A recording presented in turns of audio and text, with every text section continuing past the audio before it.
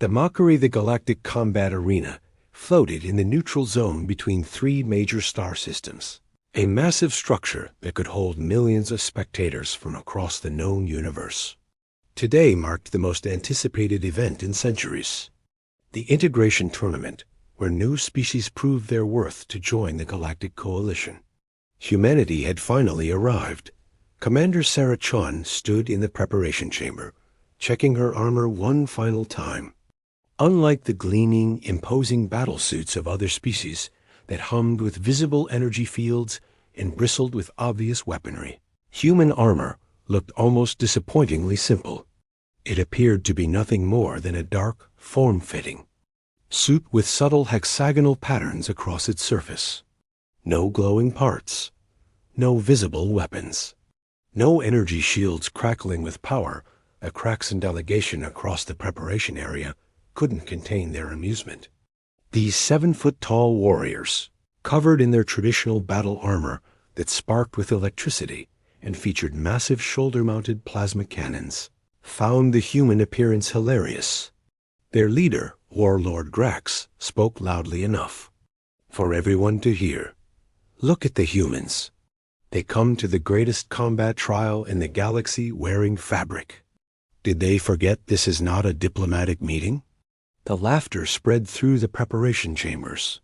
The Vorthan representatives, encased in their crystalline exoskeletons that refracted light into deadly laser arrays, joined in the mockery. Even the usually reserved Etherians, whose biomechanical armor writhed with living metal tendrils, seemed to pulse with amusement.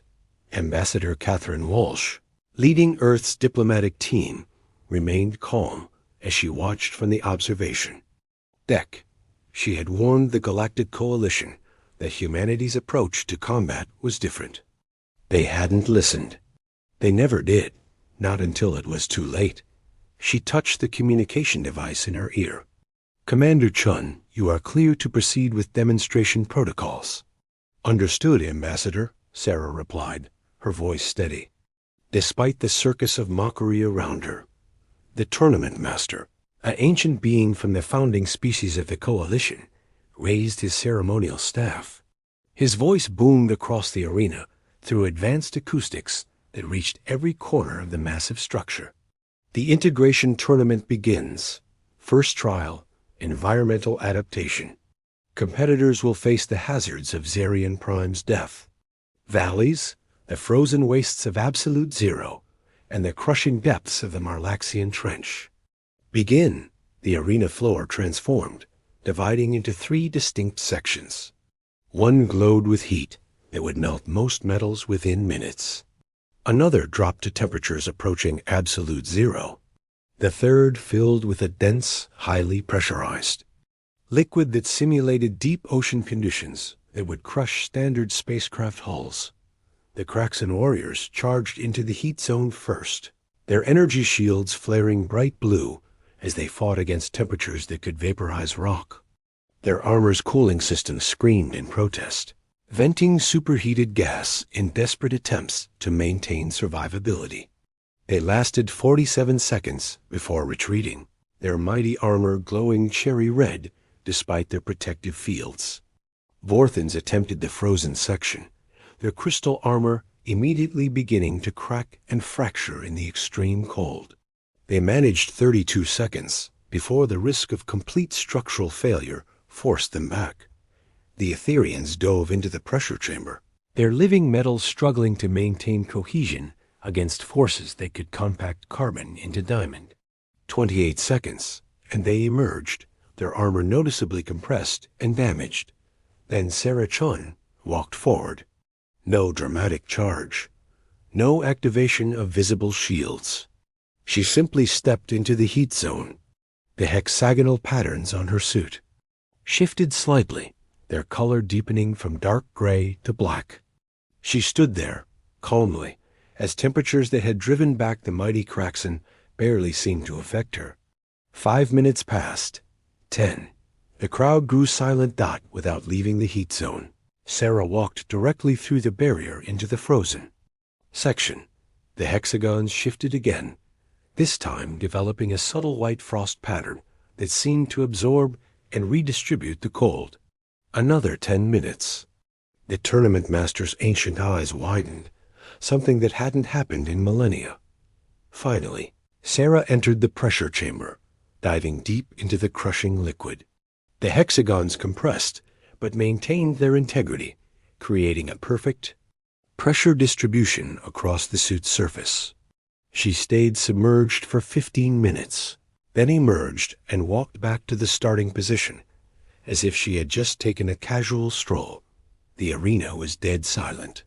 Grax's mandibles clicked nervously. Impossible. What kind of energy source powers such adaptation? Sarah's helmet retracted, revealing her calm face. No external energy source. The suit doesn't fight the environment. It learns from it, adapts to it, becomes part of it. Every hexagon is a separate microsystem that can adjust its molecular structure based on environmental data. We don't overcome nature. We harmonize with it. The second trial was announced: combat effectiveness.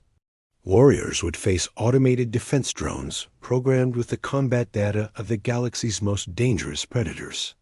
The other species activated their weapons: plasma cannons, laser arrays, molecular disruptors. The human armor remained seemingly inert. The drones attacked in waves. The Kraxen's plasma cannons blazed, destroying dozens of drones, but depleting their energy reserves rapidly. The Vorthan's lasers were precise, but couldn't handle the swarm tactics. The Etherian's tendrils were effective at close range, but vulnerable. To the drone's energy weapons dot, when Sarah's turn came, something unprecedented happened. The drones approached, weapons charging, and then stopped. They hovered uncertainly, their targeting systems unable to lock onto the human. Sarah moved through them like water through a sieve. When she finally engaged, it wasn't with visible weapons.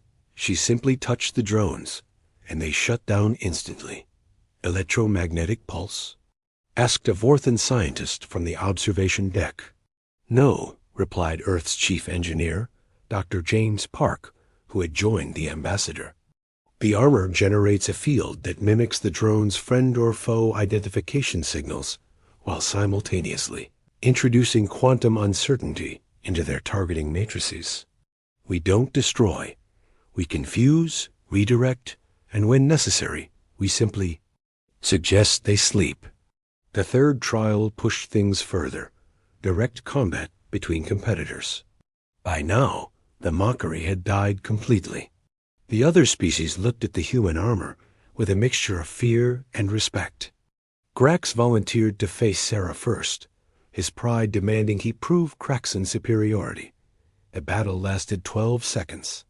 Not because Sarah struck him down with some hidden weapon, but because his own armor turned against him. The moment he fired, his plasma cannon, the energy reflected back, not from a shield, but from Sarah's armor, absorbing and redirecting the plasma through principles the Kraxen didn't understand. His suit's systems began shutting down one by one as Sarah's armor somehow interfaced with his technology, introducing logical paradoxes that caused systematic failures. We studied war for millennia, Sarah explained as Grax's armor powered down, completely, leaving him vulnerable but unharmed. We learned that the strongest armor isn't the one that can take the most punishment or dish out the most damage. It's the one that makes violence unnecessary. The crowd erupted, not in cheers, but in confused murmurs. The tournament master called for a recess, something that had never happened in the tournament's 1,000-year history. The galaxy needed time to process what they had just witnessed. Ambassador Walsh smiled slightly. Humanity had spent 50 years preparing for this moment, ever since first contact. While other species had evolved their combat technology toward bigger weapons and stronger shields, humans had asked a different question. What if armor could be smart enough to end fights? Before they began, the hexagonal patterns on Sarah's suit were each individual computers, running algorithms that could adapt to any threat, not by opposing it, but by understanding it. The armor didn't just protect. It learned, adapted, and evolved in real time. It was humanity's answer to a galaxy obsessed with force, intelligence that made force irrelevant. Asterisk. The reckoning, the recess ended, but the atmosphere in the galactic combat arena had fundamentally changed. Representatives from dozens of species huddled in emergency meetings, trying to understand what they had witnessed. The humans had not just introduced new technology. They had challenged the very philosophy of combat that had governed the galaxy for eons. Warlord Grax, his armor repaired, but his pride wounded, demanded answers from his technical team. How does simple fabric defeat the might of Kraxan engineering? His chief scientist, still analyzing the data, responded with visible distress. Warlord, it's not fabric. Each hexagon contains approximately 1 million nanoprocessors operating in quantum superposition. They don't just respond to threats. They predict them, adapt to them, and neutralize them before they fully manifest. Meanwhile, in the human preparation area, Commander Chung received a transmission from Earth's Strategic Command. General Martinez appeared on her private display. Commander, you've made your point beautifully. Now show them the full capability. The galaxy needs to understand that humanity seeks peace through strength, not dominance through force. The tournament.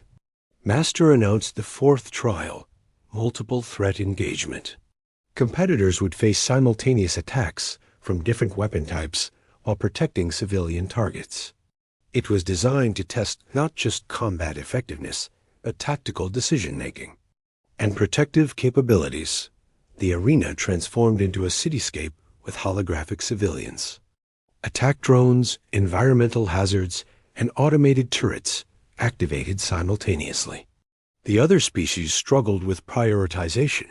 Their combat doctrines focused on eliminating threats, not protection. The Kraxan destroyed numerous threats, but caused massive collateral damage. The Vorthans were precise, but too slow to protect all civilians. The Etherians tried to shield civilians with their bodies, but couldn't cover enough area. Sarah, Chan did something entirely different. The moment the trial began, her armor released a cloud of microscopic hexagons that spread throughout the arena. They attached to civilians, creating individual protective fields. Others interfaced with the attack systems, not destroying them, but reprogramming them to avoid civilian areas. Within minutes, she had created a safe zone where combat became impossible without harming innocents. The Etherian representative, watching through enhanced senses, gasped. The armor got ... It's not just one suit. It's a colony system. Each piece can operate independently or as part of the whole. Dr. Park, still observing with the ambassador, nodded to himself. This was humanity's greatest innovation, not a weapon of war, but a guardian system that could scale from protecting one person to defending entire planets. The suit Sarah wore was just a visible component of something far more profound. The fifth trial arrived, the championship bout. By traditional rules, all remaining competitors would face each other simultaneously until only one remained. But the other species hesitated. How could they fight an opponent who turned their own strength against them? The Galactic Coalition's High Admiral, who had remained silent throughout the tournament, finally spoke. This is not combat as we know it. The humans have made our entire understanding of warfare obsolete. Sarah stood in the center of the arena, surrounded by representatives from 7 different species. They all attacked at once: plasma, laser, kinetic weapons, even psionic attacks from the telepathic-minded. Her armor didn't just defend. It created a harmony from chaos. Each attack was absorbed, converted, and redirected not as violence, but as energy that powered protective barriers around the arena's spectators. Within 60 seconds, every opponent found their weapon systems non-functional, their armor in safe mode, and themselves gently but firmly immobilized by hexagonal constructs that had somehow materialized around them. No one was hurt. No one was even uncomfortable. They were simply ... stopped. The arena fell silent again, but this time it was the silence of revelation, not confusion. The tournament master, his ancient voice carrying the weight of millennia, spoke slowly. In 10,000 years of combat, tournaments, we have never seen victory achieved through such ... mercy. Sarah's armor returned to its base state, all deployed hexagons returning to integrate with her suit. She helped each immobilized opponent to their feet, the restraints dissolving as she did so. Humanity learned something important in our history. She said, her voice carrying across the silent arena. We nearly destroyed ourselves with weapons. We survived only when we realized that true strength isn't in the ability to destroy, but in the ability to preserve. Grax, helping himself up with as much dignity as he could manage, asked the question everyone was thinking. If your armor can do this, why reveal it now? You could have conquered the galaxy in secret. Ambassador Walsh stood up in the observation deck, her voice broadcast throughout the arena.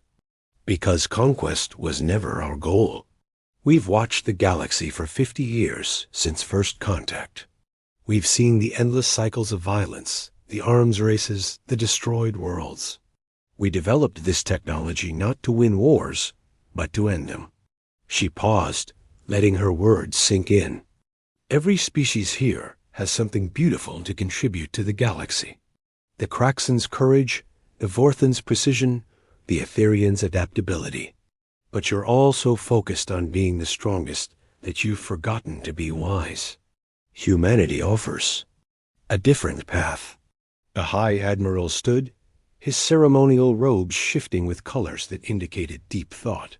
You propose to share this technology? We propose to teach the philosophy behind it, Walsh replied.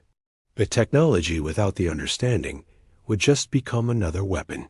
But if the galaxy can learn what we learned, that true security comes from making conflict unnecessary rather than winning it, then perhaps we can build something better together. A tournament master raised his staff one final time. The integration tournament is concluded. Humanity has not just passed the trials. They have transformed them.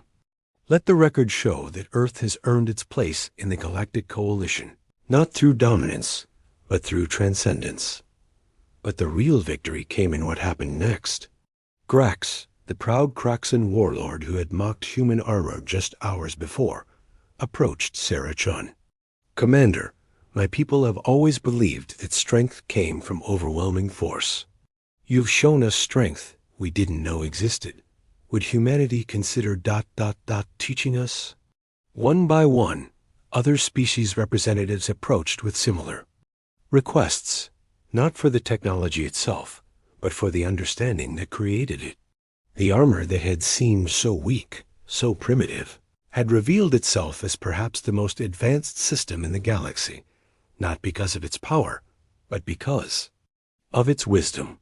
6 months later, the first Interspecies Defense Academy opened on Earth's moon. Students from across the galaxy came to learn not just new technologies, but new ways of thinking about conflict, protection, and peace. The hexagonal pattern of human armor became a symbol not of human superiority, but of a new era of galactic cooperation. The armor had ended the fight before it began, not through force, but through making force irrelevant. In the end, that was humanity's greatest contribution to the galaxy, the radical idea that the best victory was the one where no one had to lose doubt. As Sarah Chun stood before the first class of alien students, she touched the hexagonal pattern on her training suit. Today, you'll learn that true strength isn't about having the biggest weapon or the strongest shield. It's about being smart enough, adaptive enough, and wise enough to make conflict unnecessary.